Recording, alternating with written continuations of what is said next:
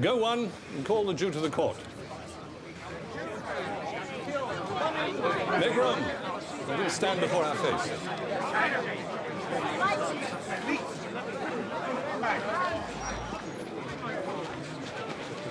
He's come, my lord.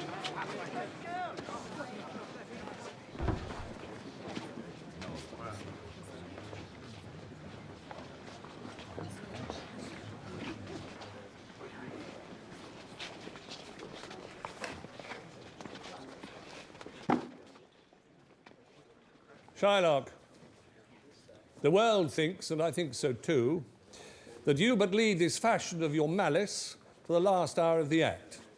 And then 'tis thought you'll show your mercy and remorse, more strange than is your strange apparent cruelty. What say you, Jew? We all expect a gentle answer. I have informed your grace of what I purpose. And by our holy Sabbath have I sworn to have the due and forfeit of my bond. If you deny it, let the danger light upon your charter and your city's freedom. You'll ask me why I rather choose to have a weight of human flesh than to receive 3,000 ducats. I'll not answer that, but say it is my humor. Is it answered? What if my house be troubled by a rat, and I am pleased to give 10,000 ducats to have it killed? What? Are you answered yet? Some men there are love not a gaping pig, some that are mad if they behold a cat, and others, when the bagpipe sings in the nose, cannot contain their urine. For affection, master of passion, sways it to the mood of what it likes or loathes. Now for your answer. As there is no firm reason to be rendered why he cannot abide a gaping pig, why he, a harmless, necessary cat, why he, a woolen bagpipe, but of force must yield to such inevitable shame as to offend himself, being offended, so can I give no reason, nor will I not, more than a lodged hate and a certain loathing I bear Antonio, that I follow thus this losing suit against him. Are you answered?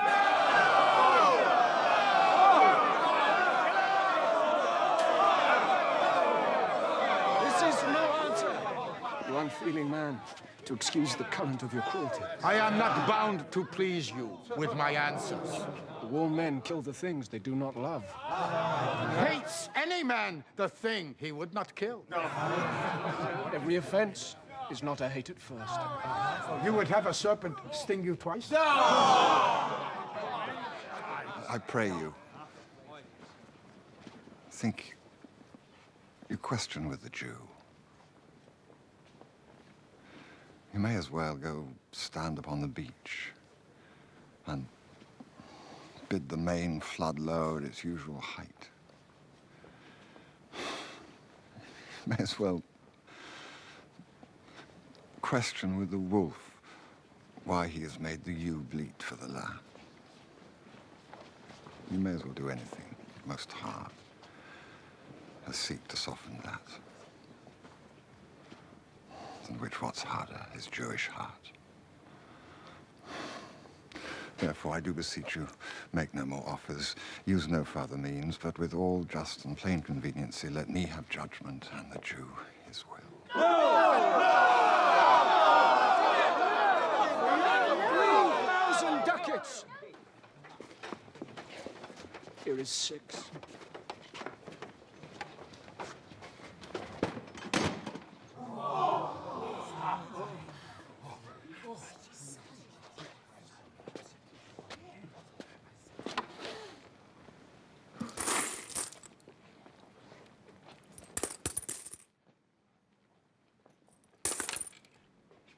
If every ducat in 6,000 ducats were in 6 parts, and every part a ducat, I would not draw them. I would have my bond.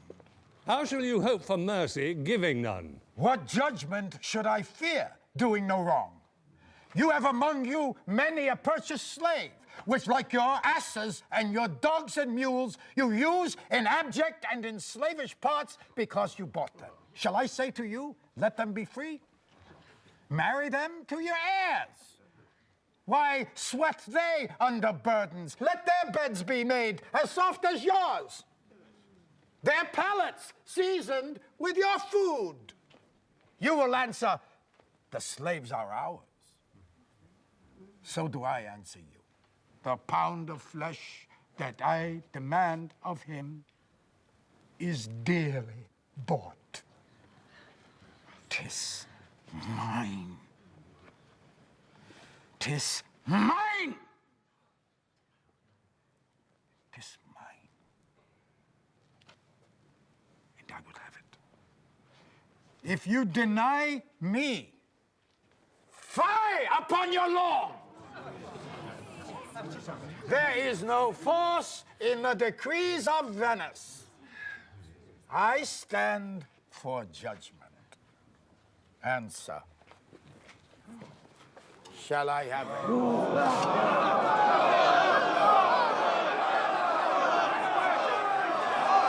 Silence! Silence! Silence! Upon my power, I may dismiss this court, unless Bellario, a learned doctor that I have sent for to determine this, come here today. My lord.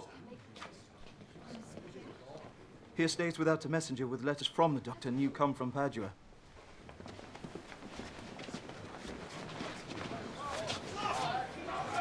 Coming from Padua? From old Bellario? From both, my lord. Bellario greets your grace. Why'd you whet your knife so earnestly?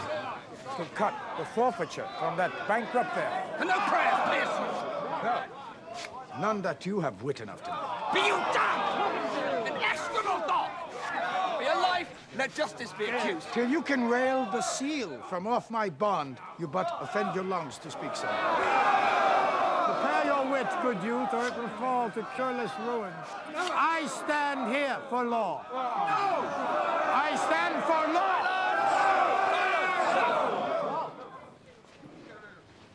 This letter does commend a young and learned doctor to our court. Well, where is he? He attendeth here hard by to know your answer, whether you'll admit him. Go, give him courteous conduct to this place. Meantime, the court shall hear Bellario's letter. Your grace shall understand that at the receipt of your letter, I am very sick. But in the instant your messenger came, there was with me a young doctor of Rome, whose name is Balthazar. He comes at my asking to take my place. I beseech you, let his lack of years be no impediment, for I never knew so young a body with so old a head. I leave him to your gracious acceptance. You heard, Bellario, what he writes? Oh, and here, I take it, is the doctor come. You are welcome. Take your place. Are you acquainted with the difference that holds this present question in the court? I am informed thoroughly of the case. Which is the merchant here, and which the Jew? Antonio and old Shylock, both stand forth.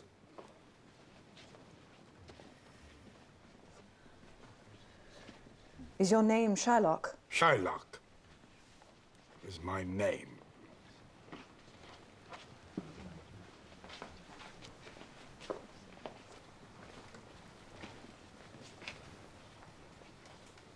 Of a strange nature is the suit you follow. Yet in such rule that the Venetian law cannot deny you as you do proceed. You stand within his power, do you not? Aye, so he says. Do you confess the bond? I do. Then must the Jew be merciful. On what compulsion must I? Tell me that. Well, the quality of mercy is not strained. It droppeth. It's the gentle rain from heaven upon the place beneath. It is twice blessed. It blesseth him that gives, and him that takes. 'Tis mightiest in the mighty. It becomes the throned monarch better than his crown. His scepter shows the force of temporal power, the attribute to awe and majesty, wherein doth sit the dread and fear of kings. But mercy is above this sceptred sway. It is enthroned in the heart of kings. It is an attribute to God himself. And earthly power doth then show like his gods when mercy seasons justice. Therefore, Jew, though justice be your plea, consider this, that in the course of justice, none of us should see salvation. We do pray for mercy, and that same prayer doth teach us all to render the deeds of mercy. I've spoke thus much to mitigate the justice of your plea, which if you follow, this strict course of Venice must needs give sentence against the merchant there. My deeds upon my head. I crave the law, the penalty and forfeit of my bond. Is he not able to discharge the money? Yes, here. I tendered it for him in court, yea, twice the sum. If that is not enough, I will be bound to pay it 10 times. Oh, on forfeit of my hands, my head, my heart. If this is not enough, it must appear that malice bears down on truth. I beseech you, rest once the law to your authority to do a great right, do a little wrong, and curb this cruel devil of his will. It must not be. There is no power in Venice can alter a decree established. To be recorded for precedent, and many an error of the same example will rush into the state. It cannot be. Hey, Daniel, come to judgment.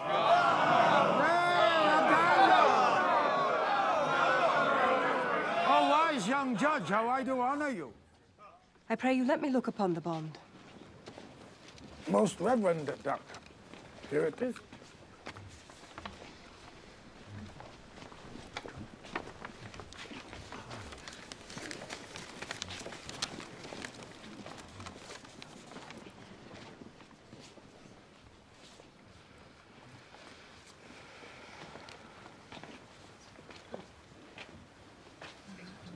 Shylock, there is twice the money offered you. An oath! An oath. I have an oath in heaven. Shall I lay perjury upon my soul? No. Not for Venice. Why, this bond is forfeit. And lawfully at this time the Jew may claim a pound of flesh, to be by him cut off nearest the merchant's heart. Be merciful. Take twice your money. Bid me tear the bond. When it is paid, according to the terms. Most heartily, I do beseech the court to give the judgment.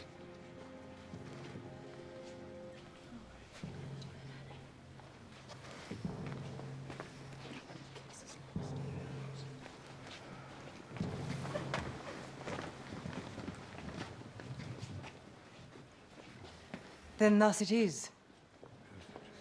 You must prepare your bosom for his knife. O noble judge. Excellent young man. For the intent and purpose of the law has full relation to the penalty, which here appeareth due upon the bond. 'Tis very true, a wise and upright judge. How much more elder are you than you look? Therefore lay bare your bosom. Aye, his breast. So says the bond, does it not, noble judge? Nearest the heart. Those are the very words. It is so. Are there balances here to weigh the flesh? I have them. Here.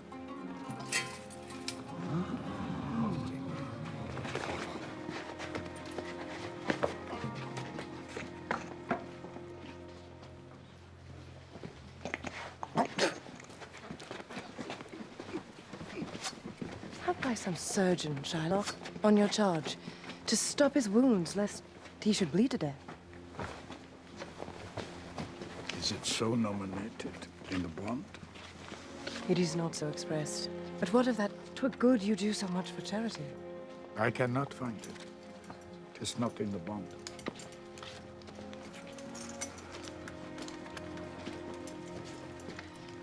You merchant, have you anything to say? But little. I'm armed and well prepared. Give me your hand, Bassanio.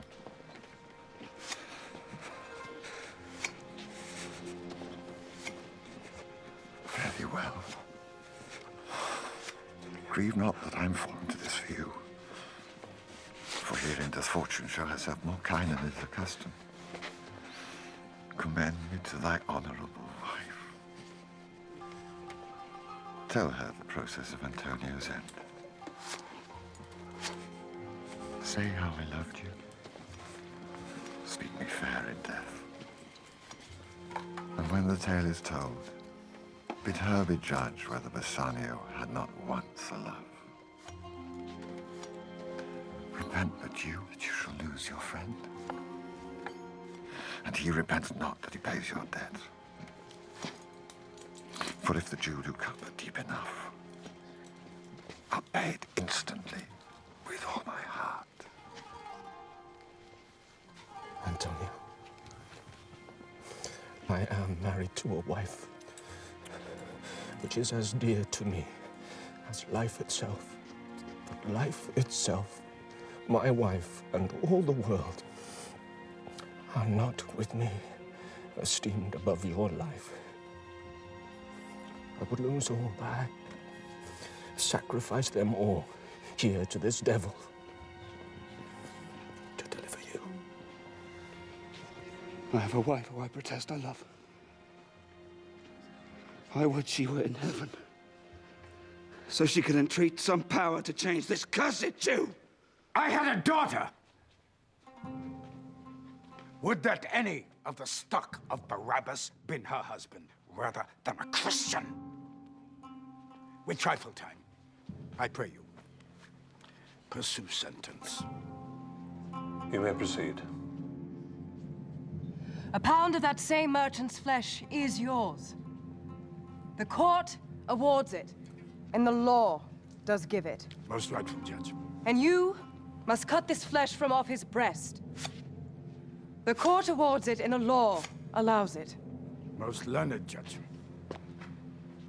A sentence. Come. Prepare.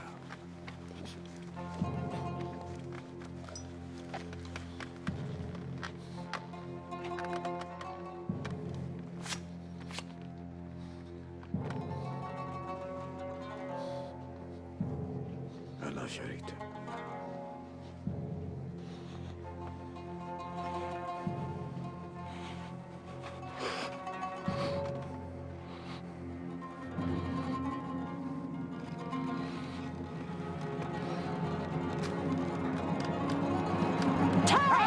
A little.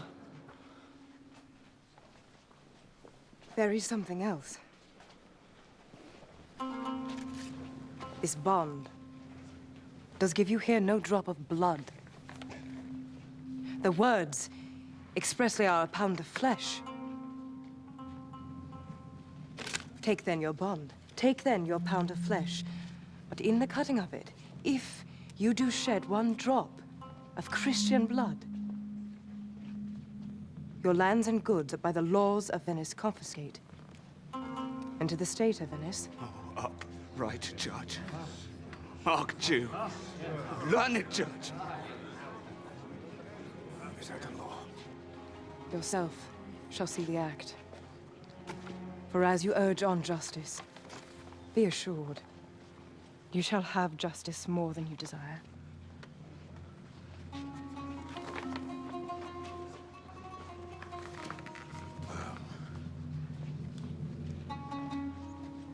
I take the offer, then. Pay the bond twice, and let the Christian go. Here is the money. Soft. The Jew shall have all justice, no haste. He shall have nothing but the penalty. Therefore, prepare you to cut off the flesh.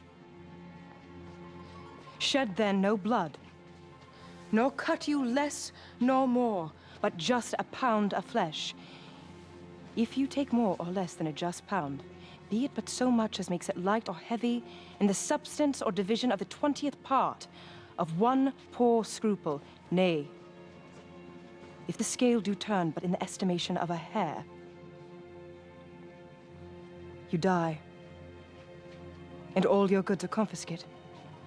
A second, Daniel. Now, infidel, I have you on the hip. Why just did you pause? Shall I not have even my principal?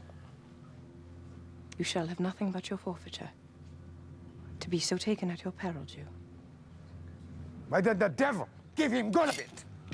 I'll stay, no longer question. Carry to the law has yet another hold on you.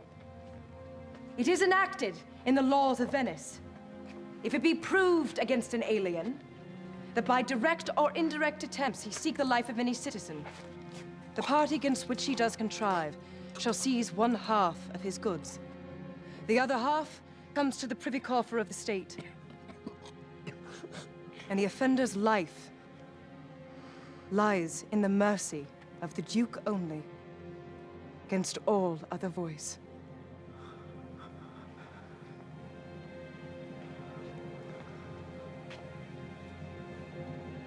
In which predicament, I say, you stand? Down, therefore, and beg mercy of the Duke.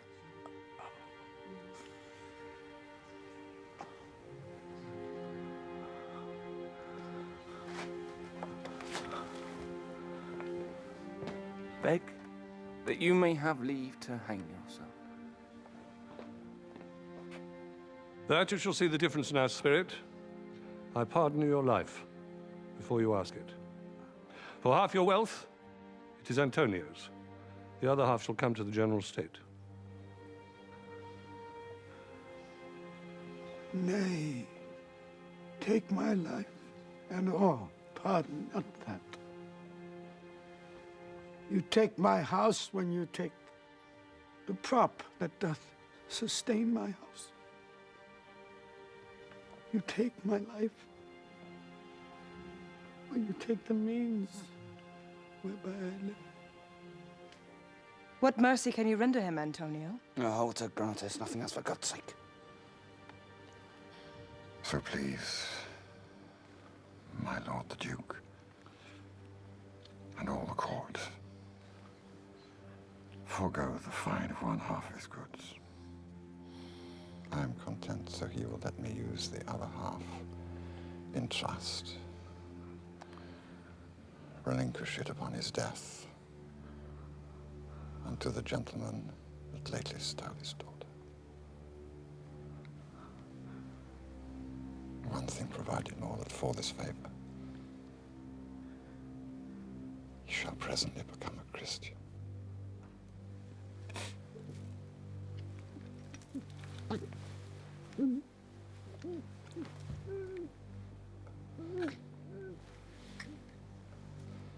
He shall do this, or else I do recant the pardon I late pronounce it here.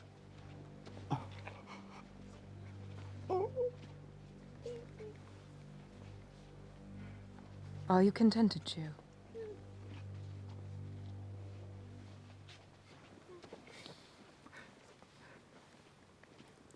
What do you say? Well, I'm content. Clerk, prepare a deed of gift. I pray you, give me leave to go from hence. I am not well. I will send the deed after me. I will sign it. Get you gone then, but do it.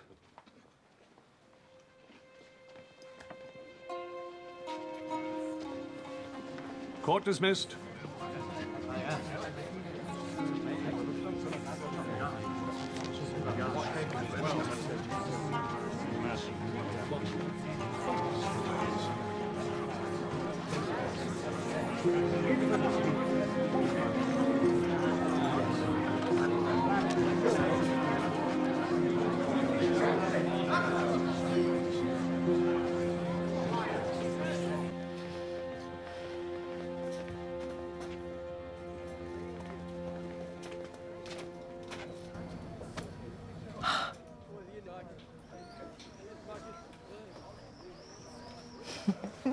Most worthy gentlemen, I and my friend have by your wisdom been this day acquitted of most grievous penalties, in lieu whereof 3,000 ducats, due unto the Jew, we freely pay your courteous pains withal. And stand indebted over and above, in love and service to you evermore. He is well paid that is well satisfied. And I, delivering you, am satisfied, and therein do account myself well paid. Fare you well. Dear sir, of course, I must attend you further. Take some remembrance of us, as a tribute, not as a fee. Grant me two things, I pray you. Not to deny me, and to pardon me. You press me far, and therefore I will yield. Give me your gloves. I'll wear them for your sake. And for your love, I'll take this ring from you. Do not draw back your hand. I'll take no more. And you in love shall not deny me this. This ring, good sir, alas, it is a trifle. I would not shame myself to give you this. I will have nothing else but only this. There's more depends on this than on the value. The dearest ring in all of Venice will I give to you, and find it out by proclamation. Only for this, I pray you, pardon me. Oh, I see, sir. You are liberal in offers. You taught me first to beg, and now methinks you teach me how a beggar should be answered. This ring was given me by my wife. And when she put it on, she made me vow that I should neither sell nor give, nor lose it. That excuse serves many men to save their gifts. And if your wife be not a mad woman, and know how well I have deserved this ring, she could not hold out enemy forever for giving it to me. My Lord Bassanio, let him have the ring. Let not his deserving and my love as well be valued against your wife's commandment.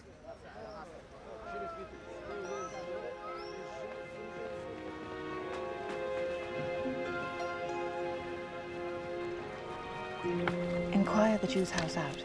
Give him this deed and let him sign it. Ho! My Lord Bassanio, upon more advice, has sent you here this ring. He does entreat your company at dinner. That cannot be. His ring, I do accept, most thankfully. I pray you tell him. Furthermore, I pray you show my youth to old Shylock's house. That will I do. I'll see if I can get my husband's ring, which I did make him swear to keep forever.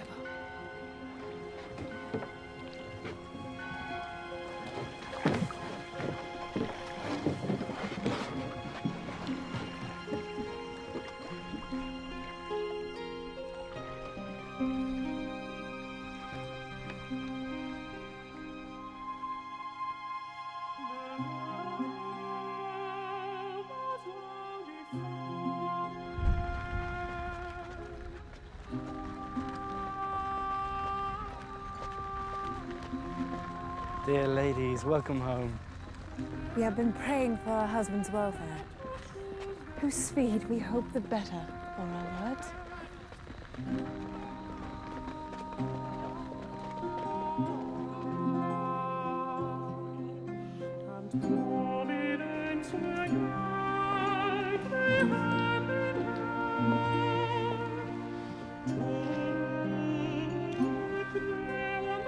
This night, methinks, is what the daylight sick. Looks a little paler. 'Tis a day such as the days when the sun is hid.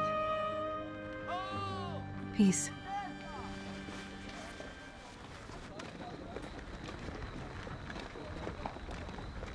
You're welcome home, my lord. I thank you, madam. Give welcome to my friend. This is the man, this is Antonio, to whom I am so infinitely bound. You should in all sense be much bound to him. For as I hear, he was much bound for you. No more than I am well acquitted of. Sir, you are welcome to our house. It must appear in other ways than words. So I cut short this breathing courtesy.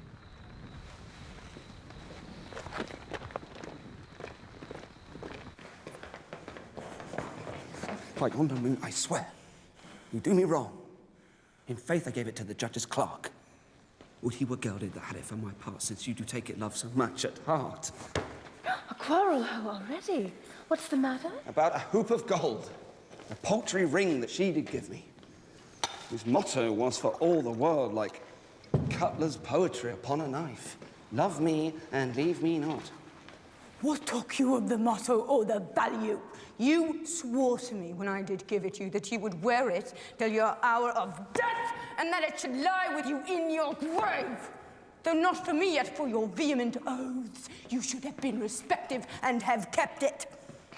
Gave it to Judge's clerk! I gave it to a youth! A kind of boy, a little scrubby boy, no higher than thyself, the judge's clerk. You were to blame, I must be plain with you. To part so slightly with your wife's first gift.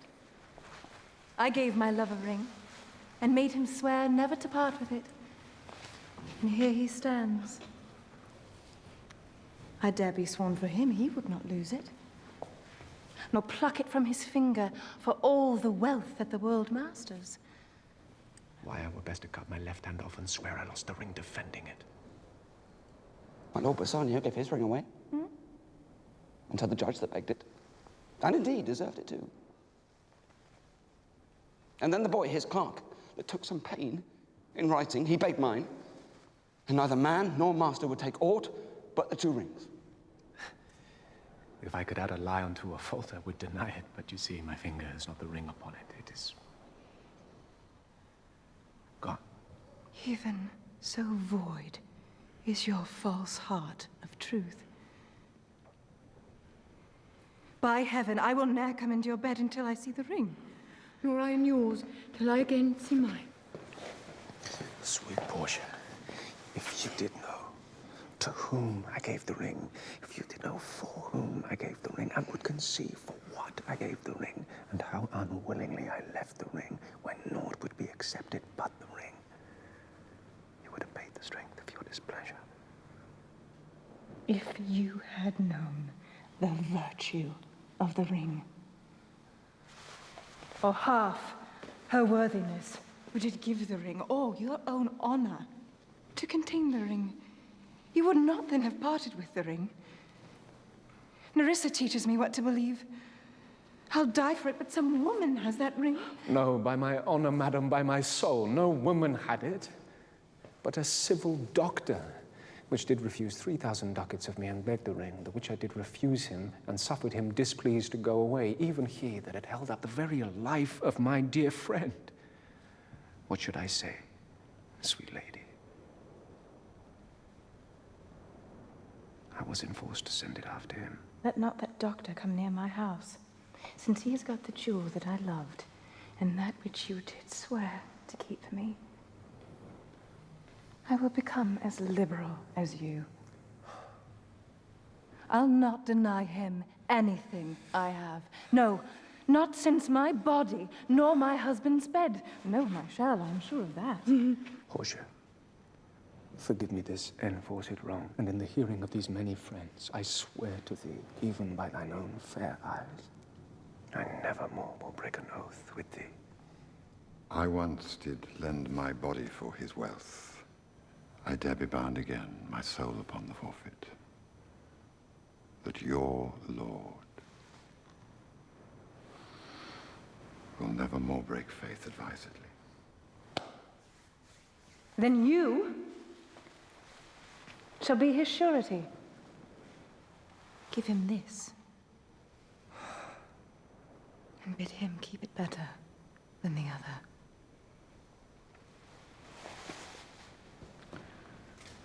And Lord Bassanio, swear to keep this ring.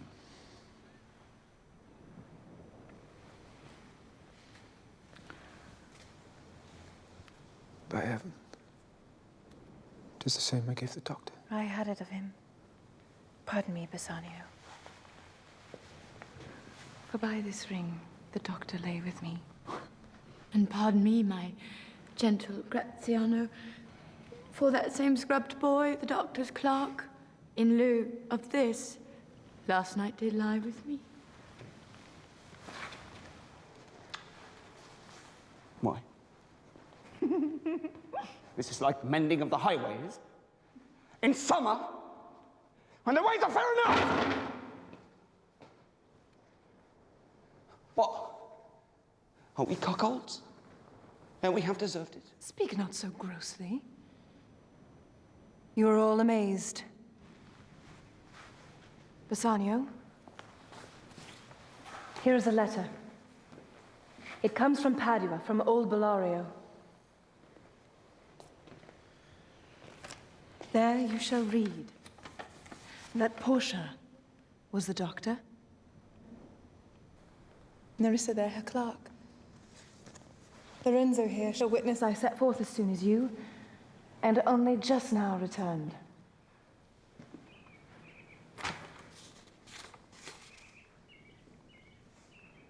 Were you the doctor? And I knew you not.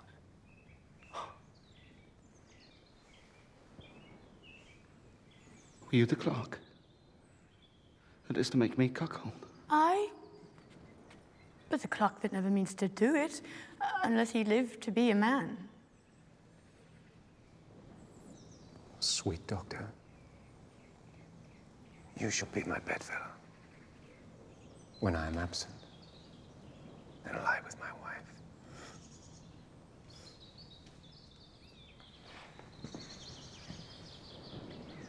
How now, Lorenzo? My clerk has some good comforts too for you. Aye, there do I give to you and Jessica from the rich Jew a special deed of gift after his death of all he dies possessed of.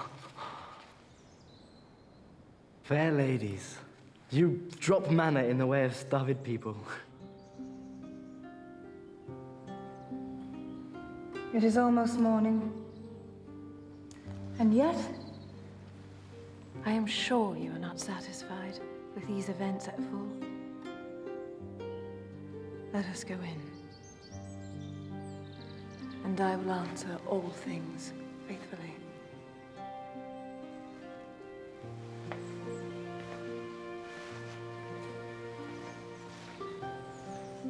Well, let it be so. First interrogatory that my Nerissa shall be sworn on is whether till the next night she'd rather stay or go to bed now, being 2 hours today. Where the day come, I should wish it dark till I were couching with the doctor's clerk. Well, while I live, I'll fear no other thing so sore as keeping safe Nerissa's ring.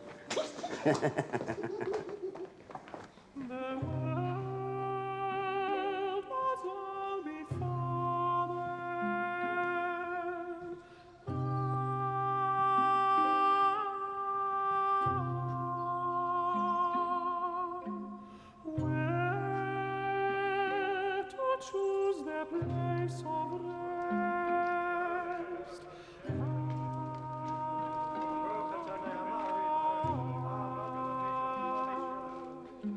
And providence